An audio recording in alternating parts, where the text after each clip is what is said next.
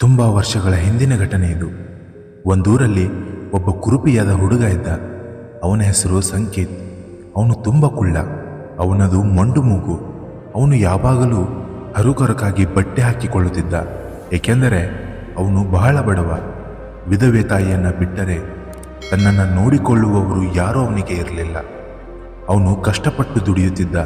ಆದರೆ ವಿದ್ಯೆ ಇಲ್ಲದಿದ್ದರಿಂದ ಅವನಿಗೆ ಬಹಳ ಕಡಿಮೆ ಸಂಪಾದನೆಯಾಗುತ್ತಿತ್ತು.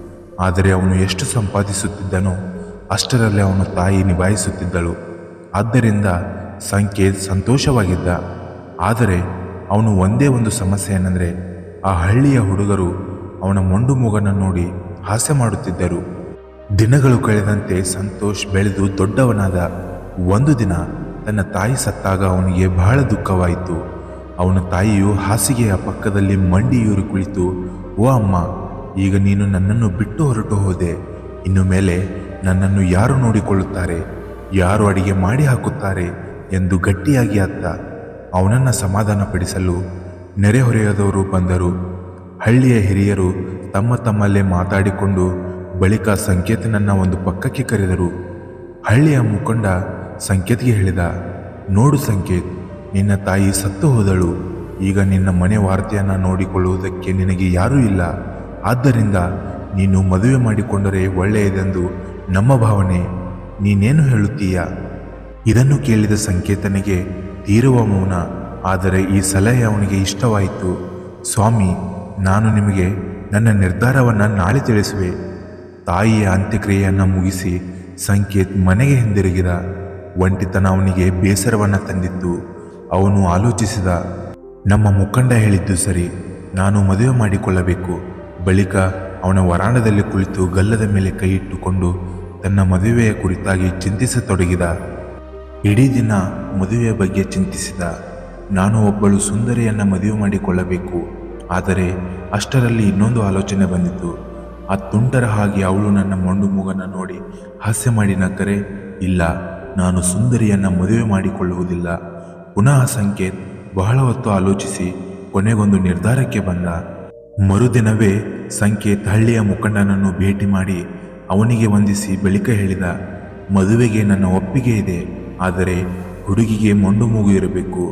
ಆಗ ಮುಖಂಡ ಕೇಳ್ತಾನೆ, ಏಕೆ ಸಂಕೇತ್, ಏಕೆ ಇಂತಹ ಆಯ್ಕೆಯನ್ನು ಮಾಡುತ್ತೀಯ?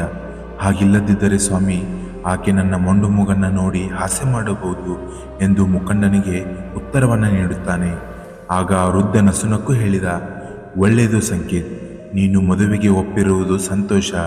ನಿನ್ನ ಅಭಿರುಚಿಗೆ ತಕ್ಕ ಹುಡುಗಿಯನ್ನು ಹುಡುಕಲು ಪ್ರಯತ್ನಿಸುತ್ತೇನೆ ಎಂದು ಸಂಕೇತನಿಗೆ ಮುಖಂಡ ಹೇಳುತ್ತಾನೆ. ಕೆಲವು ದಿನಗಳ ನಂತರ ದೂರದ ಹಳ್ಳಿಯೊಂದರಲ್ಲಿ ಒಬ್ಬಳು ವಧು ಸಿಕ್ಕಿದಳು. ಅವಳದು ಮೊಂಡು ಮೂಗು. ಸಂಕೇತ್ ಅವಳನ್ನು ಮದುವೆಯಾಗಿ ಸುಖವಾಗಿದ್ದ. ಆದರೆ ಬಹಳ ದಿನ ಹಾಗಾಗಿರಲಿಲ್ಲ. ಅವನ ಮೊಂಡು ಮೂಗನ್ನು ನೋಡಿ ಹಾಸ್ಯ ಮಾಡುತ್ತಿದ್ದ ಹುಡುಗರು ಈಗ ಅವನನ್ನು ಮತ್ತು ಅವನ ಹೆಂಡತಿಯನ್ನು ನೋಡಿ ಮೊಂಡು ಮೂಗಿನ ದಂಪತಿಗಳು ಎಂದು ಕರೆಯತೊಡಗಿದರು. ಅವರು ಹಾಗೆ ಕರೆಯುವುದನ್ನು ನಿಲ್ಲಿಸಲು ಸಂಕೇತ್ ತನ್ನ ಕೈಯಲ್ಲಾದ ಪ್ರಯತ್ನವನ್ನೆಲ್ಲ ಮಾಡಿದ. ತನ್ನ ಅಂಗಿಯ ತೋಳುಗಳನ್ನು ಮೇಲಕ್ಕೇರಿಸಿಕೊಳ್ಳುತ್ತಾ ರಸ್ತೆಯುದ್ದಕ್ಕೂ ಅವರನ್ನು ಅಟ್ಟಿಸಿಕೊಂಡು ಹೋದ. ಹಿರಿಯರು ಮುಂದೆ ದೂರ ಹೇಳಿದ. ಆದರೆ ಪಾಪ ಏನೂ ಪ್ರಯೋಜನವಾಗಲಿಲ್ಲ. ಒಂದು ದಿನ ರಾತ್ರಿ ಚಿಂತಿಸುತ್ತಾ ಕುಳಿತುಕೊಂಡ. ತನ್ನಷ್ಟಕ್ಕೆ ಹೇಳಿಕೊಂಡ, ಇಲ್ಲ, ನನಗೆ ಯಾರೂ ಸಹಾಯ ಮಾಡುವುದಿಲ್ಲ. ಆದರೆ ಹಳ್ಳಿಗರನಿಗೆ ಪಾಟಲಿನ ವಸ್ತುವಾಗಿರುವುದು ನನಗೆ ಇಷ್ಟವಿಲ್ಲ. ಅಯ್ಯೋ, ನಾನೇನು ಮಾಡಲಿ? ಅಷ್ಟರಲ್ಲಿ ಅವನ ಮನಸ್ಸಿನಲ್ಲೊಂದು ಆಲೋಚನೆ ಹೊಳೆಯಿತು. ಏಕೆ ನಮಗೆ ಈ ದೇಹವನ್ನು ಕೊಟ್ಟದ್ದು? ದೇವರು ತಾನೇ. ಈಗ ಪರಿಹಾರಕ್ಕಾಗಿ ಅವನನ್ನೇ ಪ್ರಾರ್ಥಿಸುತ್ತೇನೆ, ಬೇರೆ ದಾರಿಯೇ ಇಲ್ಲ. ಬಳಿಕ ಸಂಕೇತ್ ಉತ್ಸಾಹದಿಂದ ಹೆಂಡತಿಯನ್ನು ಕರೆದು, ನೋಡು, ನಾನು ಹಿಂತಿರುಗಿ ಬರುವವರೆಗೂ ಮನೆಯಲ್ಲೇ ಇರು ಎಂದು ಹೇಳಿ ದವಾರೆಂದು ಬಾಗಿಲನ್ನು ಹಾಕಿಕೊಂಡು ಅಡವಿಯ ಕಡೆಗೆ ಹೊರಟು ಹೋದ. ಹಾರು ದಟ್ಟ ಅಡವಿಯೊಳಕ್ಕೆ ಹೋಗಿ ನೋಡಿದಾಗ ಅಲ್ಲಿ ನೆಲದಾಳದಲ್ಲಿ ಬಂಡೆಯೊಂದು ಕಂಡಿತು. ಅದರ ಮೇಲೆಲ್ಲ ಪಾಚಿ ಬೆಳೆದಿತ್ತು. ಸಂಕೇತ್ ಅದರ ಮೇಲೆ ಹೋಗಿ ಕುಳಿತು ಸಹಾಯಕ್ಕಾಗಿ ದೇವರನ್ನು ಪ್ರಾರ್ಥಿಸಿದ. ಇಡೀ ದಿನ ಕಳೆಯಿತು. ಸಂಕೇತ್ ಸ್ವಲ್ಪವೂ ಅಲುಗಾಡದೆ ಒಂದೇ ಸಮನೆ ಪ್ರಾರ್ಥಿಸುತ್ತಿದ್ದ. ಸುತ್ತಲಿನ ಪ್ರಪಂಚ ಅವನಿಗೆ ಮರೆತೇ ಹೋಗಿತ್ತು. ಕೊನೆಗೆ ಸಂಕೇತನ ಪ್ರಾರ್ಥನೆಯಿಂದ ದೇವರಿಗೆ ಸಂತೃಪ್ತಿಯಾಯಿತು. ದೇವರು ಅವನ ಮುಂದೆ ಕಾಣಿಸಿಕೊಂಡ. ದೇವರನ್ನು ಕಂಡು ಸಂಕೇತನಿಗೆ ಆನಂದಕ್ಕೆ ಪಾರವೇ ಇರಲಿಲ್ಲ. ಅತ್ಯಂತ ವಿನಮ್ರವಾಗಿ ದೇವರಿಗೆ ನಮಸ್ಕಾರ ಮಾಡಿ ಮಂಡಿಯೂರಿ ಕುಳಿತು ಬೇಡಿಕೊಂಡ, ದೇವರೇ, ದಯವಿಟ್ಟು ಕೃಪೆ ಮಾಡಿ ನನ್ನ ಕೋರಿಕೆಯನ್ನು ಈಡೇರಿಸಿ. ದಯಾಮಯನಾದ ದೇವರು ಮುಗುಳ್ನಗುತ್ತಾ 3 ವರಗಳನ್ನು ಅನುಗ್ರಹಿಸಿ ಅವುಗಳನ್ನು 3 ಬಾರಿ ದಾಳ ಉರುಳಿಸುತ್ತಾ ಕೇಳಿಕೊಳ್ಳುವಂತೆ ಹೇಳಿದ. ಇದನ್ನು ಹೆಂಡತಿಗೆ ತಿಳಿಸಲು ಸಂಕೇತ್ ಓಡಿ ಬಂದ. ಜೋರಾಗಿ ಬಾಗಿಲು ತಟ್ಟಿ, ಲೇ ಹೆಂಡತಿ, ಬೇಗ ಬಾಗಿಲು ತೆಗಿ ಎಂದು ಕೂಗಿಕೊಂಡ. ಹೆಂಡತಿ ಬಾಗಿಲು ತೆರೆದ ತಕ್ಷಣ ಸಂಕೇತ್ ನೇರವಾಗಿ ಕೋಣೆಗೆ ಹೋಗಿ ಮಂಚದ ಮೇಲೆ ಕುಳಿತುಕೊಂಡ. ಇದನ್ನು ಕಂಡ ಅವನ ಹೆಂಡತಿಗೆ ದಿಗ್ಭ್ರಮೆಯಾಯಿತು. ಅವನ ವರ್ತನೆ ಅವಳಿಗೆ ಸ್ವಲ್ಪವೂ ಅರ್ಥವಾಗಲಿಲ್ಲ. ಹೋಗಿ 1 ಲೋಟ ನೀರು ತೆಗೆದುಕೊಂಡು ಬಾ ಎಂದು ಹೆಂಡತಿಗೆ ಆಜ್ಞಾಪಿಸಿದ. ಆದರೆ ಅವಳು 1 ಅಡಿ ಕೂಡ ಕದಲಿಲ್ಲ. ಕಣ್ಣರಳಿಸಿಕೊಂಡು ಗಂಡನನ್ನೇ ನೋಡುತ್ತಾ ನಿಂತಿದ್ದಳು. ಸಂಕೇತನಿಗೆ ಕೋಪ ಬಂದಿತು. ಇದೇನಿದು, ಬೇಗ ಹೋಗಿ ನೀರು ತೆಗೆದುಕೊಂಡು ಬಾ ಎಂದು ಆರ್ಭಟಿಸಿದ. ಅದಕ್ಕೆ ಅವನ ಹೆಂಡತಿ ತನ್ನ ಎಡಗೈಯಿಂದ ಹಣೆ ಹಣೆ ಚಚ್ಚಿಕೊಳ್ಳುತ್ತಾ, ರೀ, ಇದೇನಾಯಿತು ನಿಮಗೆ ಯಾರು ಹುಚ್ಚು ಹಿಡಿಸಿದರು ಎಂದು ಕೂಗಿಕೊಂಡಳು. ಸಾಕು, ನಿಲ್ಲಿಸು, ಸಂಕೇತ್ ಘರ್ಜಿಸಿದ. ಬಳಿಕ ಇದ್ದಕ್ಕಿದ್ದಂತೆ ತನ್ನ ದನಿಯನ್ನು ತಗ್ಗಿಸಿ ಬಿಸು ಮಾತಿನಲ್ಲಿ ಹೆಂಡತಿಗೆ, ಇಲ್ಲಿ ಸ್ವಲ್ಪ ಕೇಳು, ನಾನು ತುಂಬ ಅದೃಷ್ಟವಂತ. ತಾನು ಹೇಗೆ ಅಡವಿಗೆ ಹೋಗಿ ದೇವರನ್ನು ಪ್ರಾರ್ಥಿಸಿ ವರಗಳನ್ನು ಪಡೆದುಕೊಂಡು ಬಂದೆ ಎಂಬುದನ್ನೆಲ್ಲ ವಿವರಿಸುತ್ತಾನೆ. ಅದನ್ನು ಕೇಳಿ ಅವನ ಹೆಂಡತಿ ಅತ್ಯಂತ ಸಂತೋಷದಿಂದ ಕೋಣೆಯ ತುಂಬ ಕುಣಿದಾಡಲಾರಂಭಿಸಿದಳು. ಬಳಿಕ ಗಂಡನ ಪಕ್ಕದಲ್ಲಿ ಬಂದು ಕುಳಿತುಕೊಂಡು ಒತ್ತಾಯದ ದನಿಯಲ್ಲಿ ಹೇಳಿದಳು, ನೋಡಿ, ನೀವು ಮೊದಲು ಐಶ್ವರ್ಯಕ್ಕಾಗಿ ದಾಳ ಉರುಳಿಸಬೇಕು. ಸಂಕೇತ್ ಹೇಳಿದ, ಇಲ್ಲ, ಐಶ್ವರ್ಯ ತೆಗೆದುಕೊಂಡು ನಾವೇನು ಮಾಡೋಣ? ನಮಗೆ ಮೊದಲು ಬೇಕಾಗಿರುವುದು ಮೂಗು. ನಮ್ಮಿಬ್ಬರಿಗೂ ಅತ್ಯಂತ ಕೆಟ್ಟು ಮೊಂಡು ಮೂಗುಗಳಿವೆ. ಅವನ್ನು ನೋಡಿ ಜನ ನಗುತ್ತಾರೆ. ಆದ್ದರಿಂದ ನಾವು ಮೊದಲು ಸುಂದರವಾದ ಚೂಪು ಮೂಗುಗಳಿಗಾಗಿ ದಾಳ ಉರುಳಿಸೋಣ. ಆದರೆ ಸಂಕೇತನ ಹೆಂಡತಿ ಐಶ್ವರ್ಯಕ್ಕಾಗಿ ಹಠ ಹಿಡಿದಳು. ಅವಳು ತನ್ನ ಗಂಡ ಮೂಗಿಗಾಗಿ ದಾಳ ಉರುಳಿಸದಂತೆ ಮಾಡಲು ಅವನ ಕೈಯನ್ನು ಭದ್ರವಾಗಿ ಹಿಡಿದುಕೊಂಡಳು. ಇದರಿಂದ ಸಂಕೇತನಿಗೆ ಕೋಪ ಬಂದಿತು. ಅವನು ತಾಳ್ಮೆಗೆಟ್ಟು ಸರಕ್ಕನೆ ತನ್ನ ಕೈಯನ್ನು ಸೆಳೆದುಕೊಂಡ. ನಮ್ಮಿಬ್ಬರಿಗೂ ಸುಂದರವಾದ ಮೂಗುಗಳು ಮಾತ್ರ ಬೇಕು, ಮೂಗುಗಳನ್ನು ಬಿಟ್ಟು ಇನ್ನೇನು ಬೇಡ ಎನ್ನುತ್ತಾ ತಕ್ಷಣ ದಾಳ ಉರುಳಿಸಿಯೇ ಬಿಟ್ಟ. ಕೂಡಲೇ ಅವರಿಬ್ಬರ ಶರೀರದ ಮೇಲೆಲ್ಲ ಬರೀ ಮೂಗುಗಳೇ ತುಂಬಿಕೊಂಡವು. ಸಂಕೇತ್ ಹೆಂಡತಿಯನ್ನು ನೋಡಿ ಕೂಗಿಕೊಂಡ, ಅಯ್ಯೋ ದೇವರೇ, ಲೇ ನೋಡು, ನೀನೆಷ್ಟು ಕೆಟ್ಟದಾಗಿ ಕಾಣುತ್ತೀಯ. ನೀವು ಅಷ್ಟೇ, ಹೆಂಡತಿಯು ಕಿರಿಚಿಕೊಂಡಳು. ಪರಸ್ಪರ ತಮ್ಮ ಭಯಂಕರ ರೂಪವನ್ನು ಕಂಡು ಅವರಿಬ್ಬರಿಗೂ ಮಾತೇ ಹೊರಡಲಿಲ್ಲ. ಅವರಿಗೆ ಸುಂದರವಾದ ಮೂಗುಗಳೇನೋ ಸಿಕ್ಕಿದವು.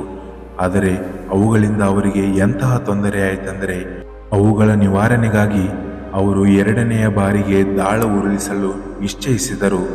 ಆದರೆ ಪಾಪ, ಮೈಯೆಲ್ಲ ತುಂಬಿಕೊಂಡಿದ್ದ ಹೊಸ ಮೂಗುಗಳೊಂದಿಗೆ ಈ ಬಾರಿ ಅವರ ಹಳೆಯ ಮೊಂಡು ಮೂಗುಗಳು ಹೊರಟು ಹೋದವು. ಗಂಡ ಹೆಂಡಿರು ನಿರಾಶರಾಗಿ ಒಬ್ಬರ ಮುಖ ಒಬ್ಬರ ನೋಡಿಕೊಂಡರು. ಈಗ ಅವರು ಮೊದಲಿಗಿಂತ ಕುರುಪಿಗಳಾಗಿ ಕಾಣುತ್ತಿದ್ದರು.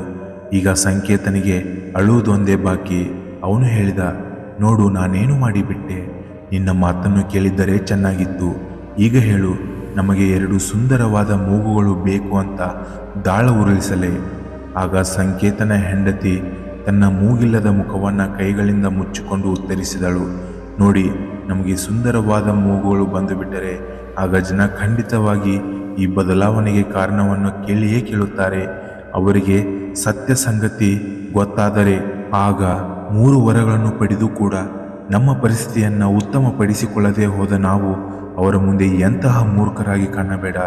ಅಲ್ಲದೆ ನಾವು ಶ್ರೀಮಂತರಾದರೂ ಕೂಡ ಮೂಗಿಲ್ಲದೆ ಬಾಳಲು ಸಾಧ್ಯವಿಲ್ಲ. ಆದ್ದರಿಂದ ನಾವು ನಮ್ಮ ಮೊದಲಿನ ಮೊಂಡು ಮೂಗುಗಳನ್ನು ಅದರ ಜಾಗದಲ್ಲಿ ವಾಪಸ್ಸು ಪಡೆಯೋಣ. ಮತ್ತೆ ಹುಷಾರು, ಇದು ನಮಗೆ ಕೊನೆಯ ಅವಕಾಶ. ತನ್ನ ತಪ್ಪನ್ನು ಮನಗಂಡ ಸಂಕೇತ್ ಈ ದುರಾದೃಷ್ಟಕ್ಕಾಗಿ ವ್ಯಥೆಪಟ್ಟ. ಅಯ್ಯೋ, ನಾನೆಂತಹ ಅವಕಾಶವನ್ನು ಕಳೆದುಕೊಂಡೆ, ಎಂತಹ ಮೂರ್ಖ ನಾನು ಎಂದುಕೊಂಡ. ಆದರೂ ಅವನಿಗೆ ತನ್ನ ಮೂರ್ಖತನ ಅರಿವಾಗುವ ವೇಳೆಗೆ ಸಮಯ ಮೀರಿತು. ಕೊನೆಗೆ ಅವನು ನೆಲದ ಮೇಲೆ ಮಂಡಿಯೂರಿ ಕುಳಿತು ದಾಳವನ್ನು ಉರುಳಿಸುತ್ತಾ ಬೇಡಿಕೊಂಡ, ಓ ದೇವರೇ, ನಮಗೆ ನಮ್ಮ ಮೊದಲಿನ ಮೊಂಡು ಮೂಗುಗಳನ್ನು ಮರಳಿಕೊಡು. ಅವನ ಪ್ರಾರ್ಥನೆ ಈಡೇರಿತು. ಈಗ ಗಂಡ ಹೆಂಡಿರು ಸಂತೋಷದಿಂದ ನಕ್ಕರು. ಅವರ ನಗೆ ಮೊದಲಿಗಿಂತ ಉತ್ತಮವಾಗಿತ್ತು. ಈ ಕಥೆಯ ಮೂಲಕ ನಾವು ತಿಳಿದುಕೊಳ್ಳಬೇಕಾದ ವಿಷಯವೇನೆಂದರೆ, ಜೀವನದಲ್ಲಿ ಒದಗಿ ಬರುವ ಪ್ರತಿಯೊಂದು ಅವಕಾಶವನ್ನು ಸರಿಯಾಗಿ ವಿವೇಚಿಸಿ ಉಪಯೋಗಿಸಿಕೊಳ್ಳಬೇಕು.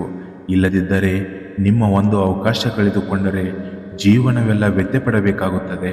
ಇನ್ನಷ್ಟು ಹೆಚ್ಚಿನ ಮೋಟಿವೇಶ್ನಲ್ ವಿಡಿಯೋಗಳಿಗಾಗಿ ನಮ್ಮ ಯೂತ್ ಮೋಟಿವೇಶನ್ಸ್ ಕನ್ನಡ ಚಾನೆಲನ್ನು ಲೈಕ್ ಮಾಡಿ, ಸಬ್ಸ್ಕ್ರೈಬ್ ಮಾಡಿ ಹಾಗೂ ಬೆಲ್ ಐಕಾನ್ ಮೇಲೆ ಕ್ಲಿಕ್ ಮಾಡಿ. ಧನ್ಯವಾದಗಳು. ಜೈ ಹಿಂದ್, ಜೈ ಕರ್ನಾಟಕ ಮಾತೆ. ನಾನು ನಿಮ್ಮ ಅಕ್ಷಯ್ ಸೈನಿಂಗ್ ಆಫ್.